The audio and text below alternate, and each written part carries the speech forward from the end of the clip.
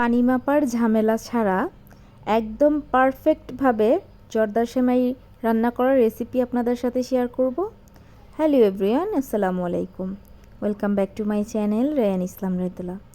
তো দেখতেই পাচ্ছেন আমার সেমাইটা এতটা ঝরঝরে হয়েছে, কারোর সাথে কারোটা লেগে নেই, প্রত্যেকটা সেমাই ঝরঝরে। তো এই কিভাবে আমি রান্না করেছি পানি না মেপে, তো সেটাই কিন্তু আপনাদের সাথে আজকে শেয়ার করব। তো চলেন যাক শুরু করি। প্রথমেই হচ্ছে আমি 200 গ্রাম জর্দা সেমাই নিয়েছি। তো এটা যে কোনো ব্র্যান্ডেরই হইতে পারে। আমি হচ্ছে রাঁধুনি সেমাইটা নিয়েছি। তো সেমাইটাকে আমি সুন্দর করে ভেঙে নিয়েছি, প্যাকেটের ভিতরেই ভেঙেছি। প্যাকেটের ভিতরে ভেঙে একটু টেলে নিচ্ছি, আপনারাও একটু ভেজে নেবেন। তো হালকা করে আমি একটু ভেজে নিচ্ছি, বেশি পোড়া যাবে না। রঙটা একটু হালকা ভাজা ভাজা হলেই আপনারা বুঝতে পারবেন যে ভাজা হয়ে গেছে। আর আমিও অন্য একটা পাত্রে পানি গরম দিয়েছি। তো যখন আমার ভাজা হয়ে গেছে আমি কিন্তু পানি ঢেলে দিচ্ছি, গরম ফুটন্ত পানি। আর বেশিক্ষণ রাখা যাবে না, ফুটন্ত পানিতে দিয়েই হালকা 2-1টা নাড়াচাড়া দিয়ে আমি ছাঁকনি দিয়ে ছেঁকে নিব সুন্দর করে। এতে করে আপনার প্রত্যেকটা সেমাই পারফেক্টভাবে হয়ে যাবে। অনেক সময় দেখা যায় যে ওইভাবে সেমাইটা রান্না করলে একটা কাঁচা থাকে আর একটা সেদ্ধ হয়, এতে করে খেতে কিন্তু ভালো লাগে না। দাঁতের নিচে যদি পড়ে কাঁচাটা, তবে কিন্তু একদম মোটেই একটা বিরক্তি বোধ হয়। এজন্য আমি এভাবে রান্না করি, তাতে করে আমার বাসার সবাই পছন্দ করে এবং আপনাদের বাসার সবাইও পছন্দ করবে। তো আমার সেমাইটা যখন হয়ে গেছে আমি ছেঁকে নিয়েছি ছাঁকনি দিয়ে। তারপর একটা প্যান বসিয়েছি, প্যানের ভিতরে আমি 1 টেবিল চামচ ঘি দিলাম। তো আপনারা চাইলে ঘির পরিবর্তে রেগুলার যে সয়াবিন তেলটা আছে সেটাও আপনি ব্যবহার করতে পারেন। তো আমি ঘিয়ের সাথে আরেকটু তেল অ্যাড করলাম।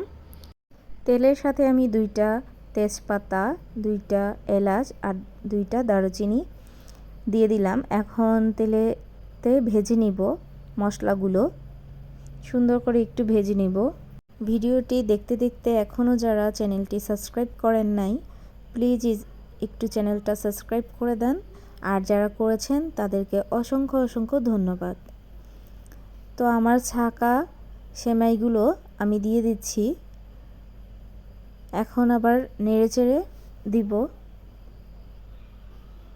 হালকা একটু নেড়ে চেড়ে দিব। এই পর্যায়ে চুলার হিটটা একটু মিডিয়ামে রাখবেন। এখন আমি চিনি অ্যাড করতেছি, আর চিনিটা যার যার স্বাদ অনুযায়ী দিবেন। যে যেরকম মিষ্টি খেতে পছন্দ করেন সে সেরকমই দিবেন। আমি একটু কম মিষ্টি পছন্দ করি, এজন্য আমি একটু কমই দিয়েছি। তো চিনি দেওয়ার পরেও হালকা হালকা করে আবার নাড়তে হবে, চিনিটা যাতে গলে সুন্দর করে সেমাইয়ের সাথে মিশে যায়। আর এই পর্যায়েও দেখতে পাচ্ছেন আমার সেমাইটা কিন্তু একদমই ঝরঝরে, একটার সাথে আরেকটা কিন্তু লেগে যাচ্ছে না। এখন আমি অ্যাড করে দিচ্ছি নারকেল কুচি, 1 কাপ পরিমাণের মতো আছে। আর এই সেমাইটাতে যদি নারকেল কুচি না দেওয়া হয় তাহলে খেতে কিন্তু একদমই ভালো লাগে না। আপনারা চাইলে বিভিন্ন রকমের বাদামও অ্যাড করতে পারেন। তো আমার মেয়ে আসলে বাদাম খেতে পছন্দ করে না, আমি অতটা পছন্দ করি না, এই জন্য অ্যাড করিনি। আপনারা চাইলে কিন্তু এখনই বাদামটা অ্যাড করে দিবেন, যার পছন্দ মতো।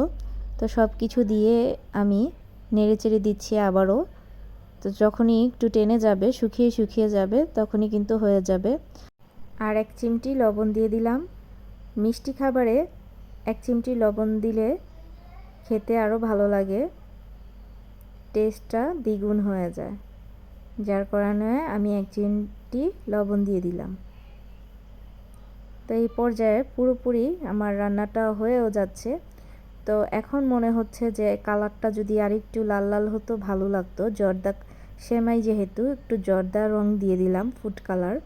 আপনারা এটা চাইলে স্কিপ করতে পারেন আপনাদের পছন্দের মতো। তা আমি দিয়েছি এবং কালারটা সুন্দর হওয়ার জন্য আরও রংটা গাঢ় হয়েছে।